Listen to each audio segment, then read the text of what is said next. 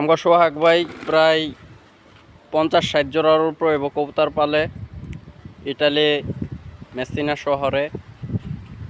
ভাই কতদিন ধরে এই কবুতর পালতেছেন আপনি?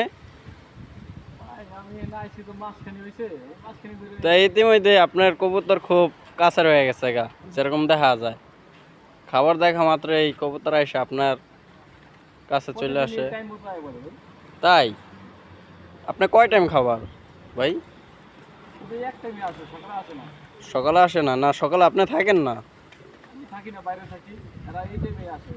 ও তাই, আমি দিলে কি আসবে খাবার?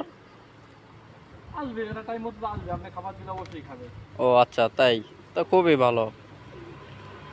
তো এখন যদি আমি কবুতরগুলা সবগুলা করে দেই, খেদাই দেই, আবার আসবে? দেখি তো।